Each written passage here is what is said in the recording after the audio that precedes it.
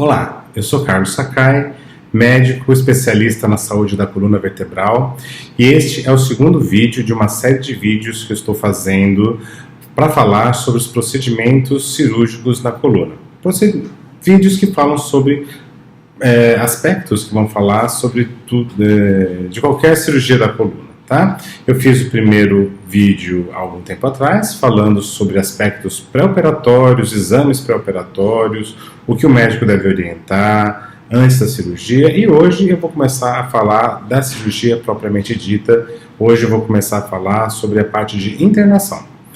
Então, o médico vai agendar juntamente com o paciente a data e o horário da cirurgia, e a partir daí o paciente vai ser orientado o horário e o dia que vai chegar para fazer internação no hospital. Não é pelo menos 2 horas antes do horário que foi marcado para a cirurgia. Geralmente também pode ser feito no dia anterior, quando a cirurgia é marcada muito cedo. Isso o médico, ou a secretária do médico, ou a própria secretária do hospital vai entrar em contato e orientar o paciente, que deverá levar para o hospital, então, no horário que for definido, seus documentos pessoais, documento de convênio, se for o caso, todos os exames pré-operatórios, os exames de coluna e qualquer outro material que o hospital julgar que precisa. Por exemplo, tem alguns hospitais que pedem para o paciente levar materiais de higiene pessoal, outros não vão pedir isso, porque já vão fornecer durante a internação, levar algum tipo de medicação que não seja padrão dos hospitais, medicações especiais, também podem ser necessários de serem levados, tá bom? Então, chegando no hospital, no horário que foi definido pelo hospital ou pelo médico, com os exames todos, a documentação toda, o paciente vai ser internado e vai ser feito algum preparo na enfermaria ainda, no quarto, quando o enfermeiro vai lá conversar, se o paciente tem algum tipo de alergia, se o paciente tem algum tipo de restrição alimentar, se o paciente tem algum outro problema de saúde, porque tudo isso vai ser importante para a recuperação do paciente depois. E também vai conferir se o paciente é aquele paciente mesmo, se a cirurgia está certa, quando não é o caso das cirurgias da coluna, mas quando é cirurgia de um braço ou de uma perna, por exemplo, vai conferir qual é o lado que vai ser operado, vai conferir com o paciente. Outros órgãos também, por exemplo, quando vai operar o rim, também confere-se com o paciente, se o paciente sabe o que vai ser feito, e de que lado que vai ser feito para evitar enganos. Em muitos hospitais, o paciente aguarda no quarto, junto com o acompanhante, com a família, até que o médico chegue e assine alguns papéis junto com o paciente de autorização da cirurgia, confirmando novamente quem é o paciente, se aquele paciente é daquele médico e se a cirurgia está correta e do lado correto.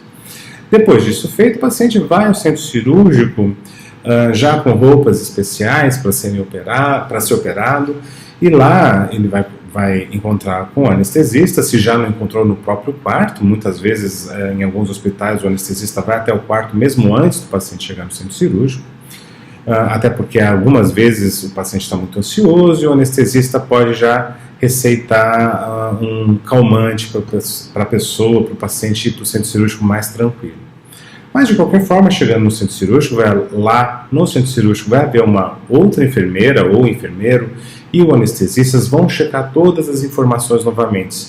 Se o paciente é o paciente certo, se o médico está certo, se é aquele médico com aquele paciente, aquela cirurgia está certa, se não está tendo nenhum engano, se existe alguma alergia, algum tipo de medicação, algum tipo de anestesia, se existe alergia a iodo, por exemplo, vai checar se todos os exames necessários estão realmente ali, ou se restar qualquer dúvida, a cirurgia pode ser inclusive adiada.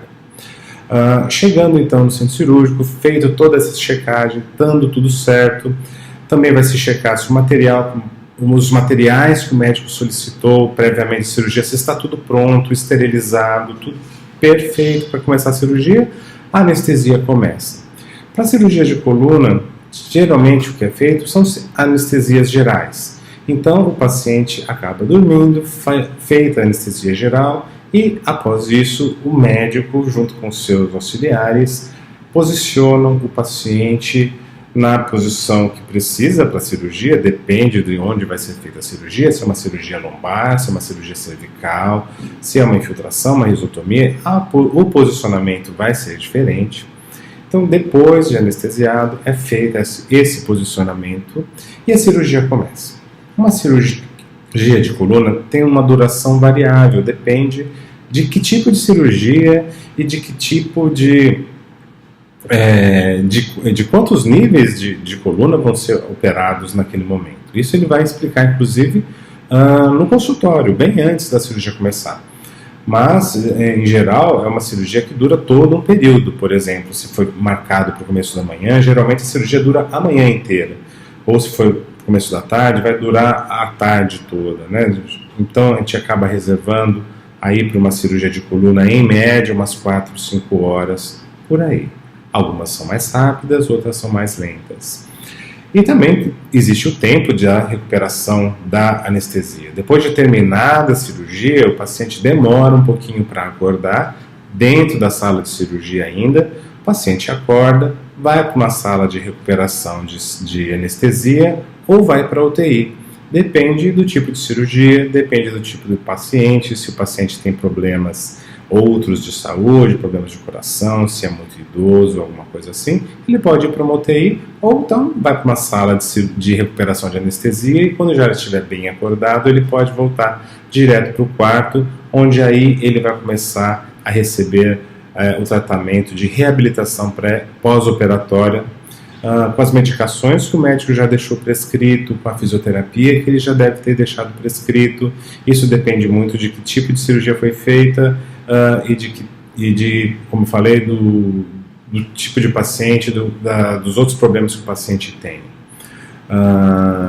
No final da cirurgia, em geral também, o médico procura os familiares, os acompanhantes que estavam junto com o paciente, estavam esperando aquela notícia do final da cirurgia, para esclarecer se teve algum problema ou, na maioria das vezes, felizmente, avisar que foi tudo bem.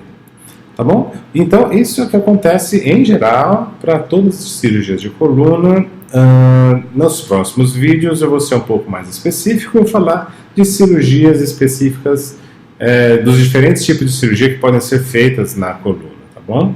Qualquer dúvida, vocês podem consultar meus outros vídeos que eu já publiquei no meu canal do YouTube, ou no Facebook, ou no Instagram, ou nas minhas redes sociais, através dos endereços que estão aparecendo aqui embaixo do vídeo, tá bom? E também vocês podem checar aqui os telefones e endereço do consultório, caso haja essa necessidade.